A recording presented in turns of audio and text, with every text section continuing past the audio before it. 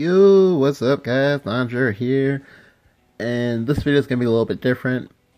I'm not gonna be showing. I'm not gonna be showing you any games. I'm just gonna be talking about something that I see all the time in all the card games I play that I think is a little bit incorrect, but like no one really talks about that much, and that's about pride.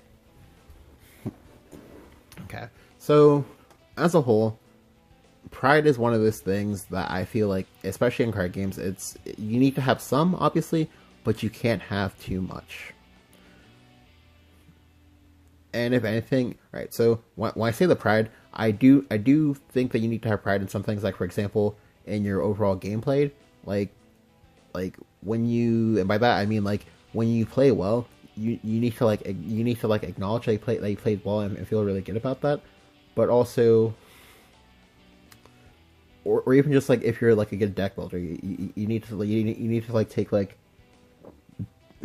you need to kind of like take pride in that, because that's something that you can hold on to, because like deck building as a whole is very hard.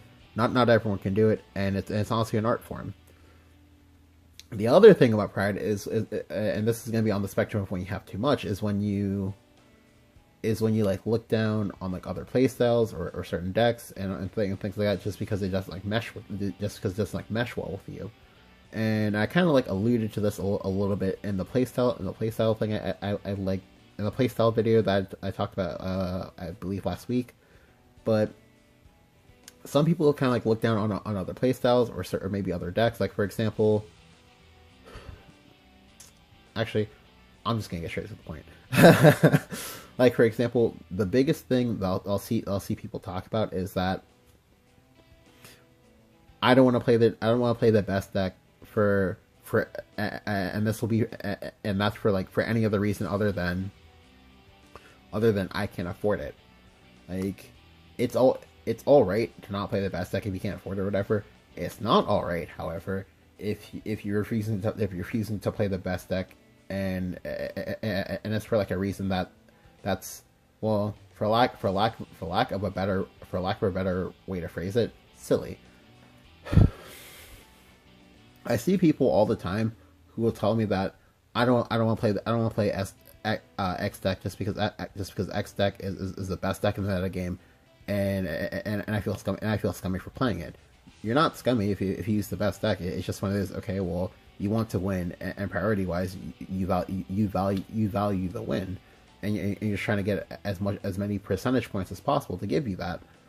It's no mystery or a science pact or anything like that generally, if you play the best deck, you tend to climb a little bit faster, versus if you play like a homebrew or something like that. Well, specifically a homebrew they haven't actually tested that much, and things like that. Just because there's certain like understandings of a meta that you need to make, and that you need to accept that if you aren't playing something, if you aren't playing the best deck, and if you're not playing something to counter it, then what exactly are you playing? But as I said before, there's nothing really scummy about winning and whatnot, or sorry, about doing whatever within reason to take the win. Like for example, if you're using the best deck, you're not really a scumbag for doing that.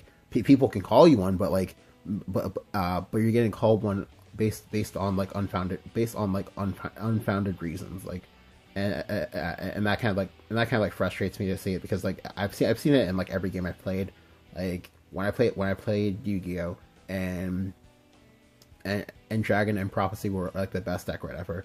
If you played those decks and you beat down that one guy who was playing like Exodia or whatever, you got called the scumbag for that.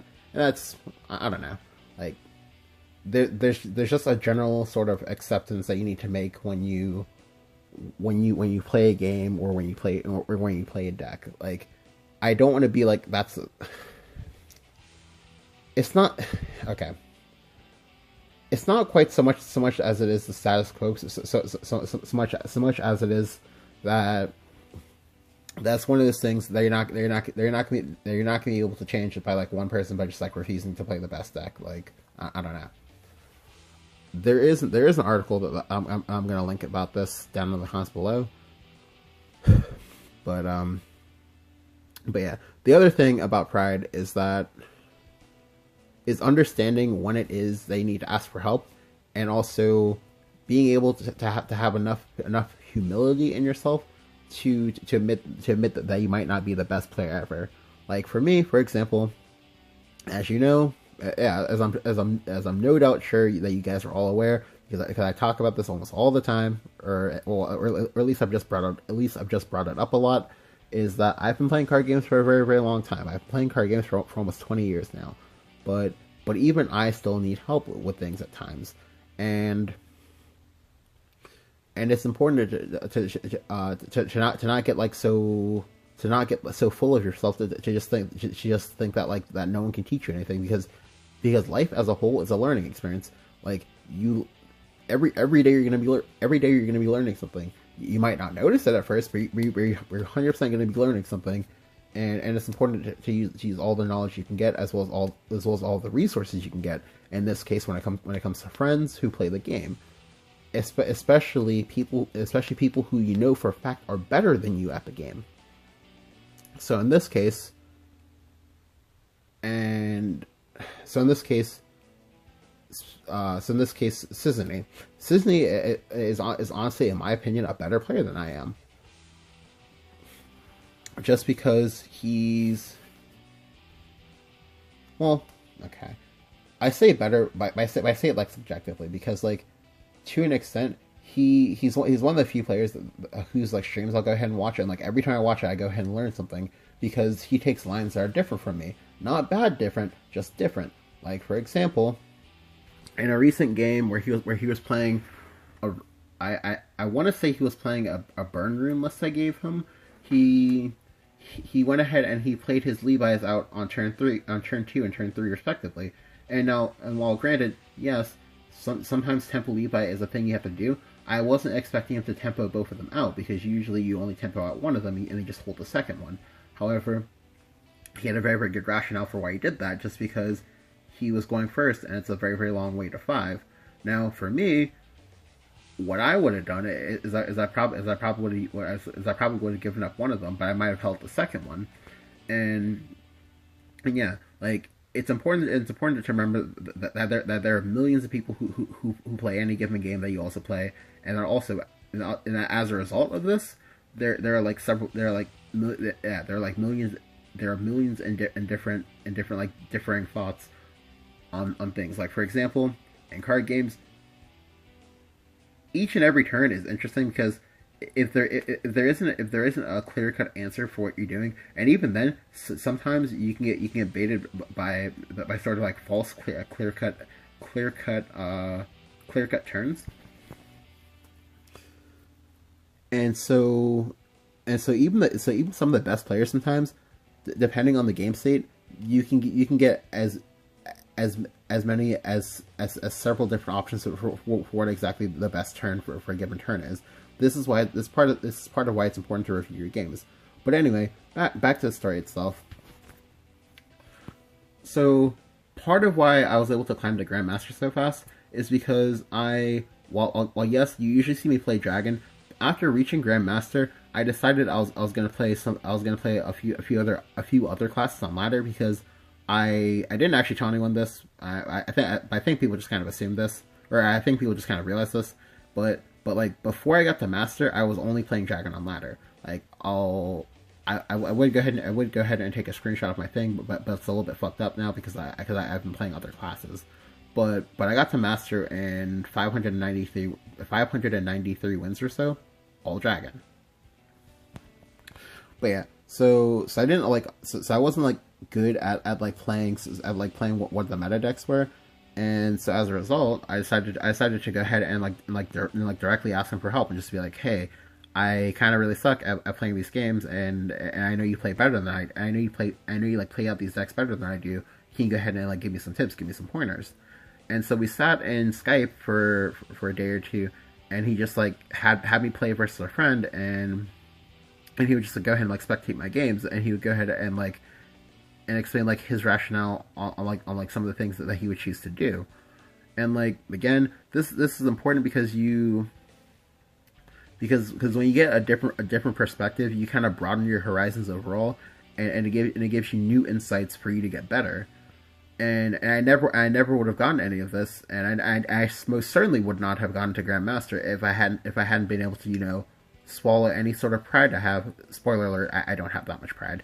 If I didn't swallow any of the pride I have, and just, you know, come to him and just be like, hey, I really need some help, because again, you might be thinking, oh, well, you've played card games for so long, you should know everything, right? Again, no, you can't possibly know everything. That's just one of those things. Like even the best players in the world, for any game or whatever, they'll still ask for advice from other people, and that's no different here.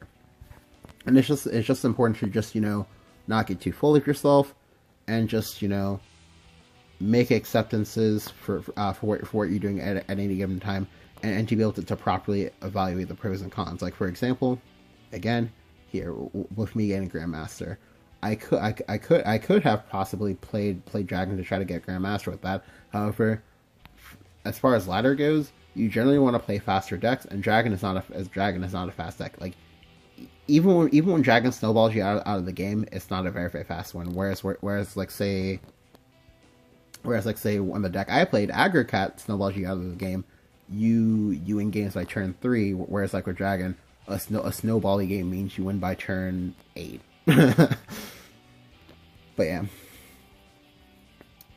hope you guys enjoyed. Again, major shout out to Cisney for tutoring me for the few days that he did, and also just like coach, and also just kind of like motivating me and encouraging me to want to keep playing, and to give me like and for giving me like new insights into how he plays the game, so I can better understand both him as well as the game itself as a whole. But yeah, hope you guys enjoyed. I know that this was kind of like philosophical. There we go. Sorry, philosophical, and that it might be kind of boring for some of you guys, and it might seem kind of insulting. But I promise you, it's not to be insulting. It's just to be realistic. Just because I see this sort of statement a lot, and it's a pretty incorrect statement overall. Again, I'll be posting a link to the article that I read a few years ago that really helped me like realize this. And yeah, hope you guys enjoyed. Leave a like if you did. Go ahead and let me know if you agreed or didn't agree with my thoughts down in the comments below, or on Discord or on Twitter or anything like that, because I do really want to know what you guys think, and I do take all of your feedback pretty seriously. But yeah, I hope you guys enjoyed, and I'll catch you guys next time. Peace.